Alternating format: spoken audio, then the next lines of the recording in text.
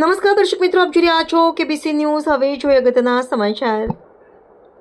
તારીખ 15/7/2025ના રોજ આમ આદમી પાર્ટી ભાવનગર શહેર સંગઠનના હોદ્દેદારો દ્વારા ભાવનગરની સરકારી શાળાનો ભ્રષ્ટાચાર ઉજાગર કર્યો।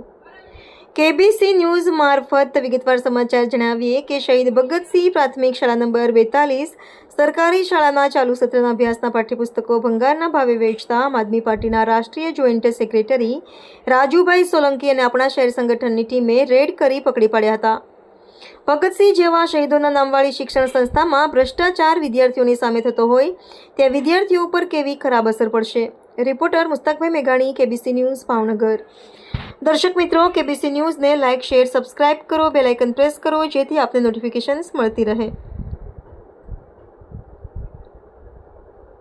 જો આમ આદમી પાર્ટીના રાષ્ટ્રીય જોઈન્ટ સેક્રેટરી રાજુભાઈ સોલંકી અને શહેર સંગઠનના હોદ્દેદારો દ્વારા કરાયેલ અને સરકાર દ્વારા જે ગરીબ વિદ્યાર્થીઓને સરકારી શાળામાં જે પાઠ્યપુસ્તકો ફાળવવામાં આવે છે આ યોજનાના ભાગરૂપે એનો મિસયુઝ કરી, એનો ભ્રષ્ટાચાર કરી, એની કટકી કરી, એનો કૌભાંડ કરી અને આ પ્રિન્સિપાલ અને અહીંનો સ્ટાફ એનો કોને પૂછીને કોઈની પરમિશન લીધી છે આ વેચવાની કે એનો નિકાલ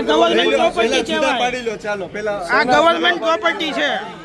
આ 15 રૂપિયા કિલો તમે વેચ્યા છે કે નથી વેચ્યા? ભાગ પાડી લેવાનો। 15 રૂપિયામાં કિલો વેચ્યા છે કે નથી વેચ્યા? તમે આ જોઈ જ છે ને, મોટામાં ડોક્યુમેન્ટ સાથે આવી ગયા 15 રૂપિયા। હા તો એ સાથે ભાઈ અભ્યાસક્રમ જૂનો છે, પહેલા બીજાનો પહેલા અને બીજાનો અભ્યાસક્રમ બદલાઈ ગયો છે એટલે આ જૂના છે એટલે ખબર છે। હા એ બરાબર છે, પસ્તીમાં ન દેવાય, પણ તમે એમ કહો છો ને કે કોરા છે એટલે હું કહું છું કે પહેલા અને બીજાનો અભ્યાસક્રમ બદલાઈ ગયો છે એટલે કોરા છે। તમને અધિકાર કોને આપ્યો છે ભરતી કરવાનો? અધિકાર આપ્યો તમને કોઈ આપ્યો નથી અધિકાર। આ શિક્ષણ સમિતિ આવું કહે છે તમારી, અને તમે આવી રીતે વેડફો છો। એ કાયદેસર રીતે વહીવટ કરો છો। બાળકોને આપવાના હોય બાળકોને આપ્યા નથી, સરકારી ચોપડાનો ગેરકાયદેસર ઉપયોગ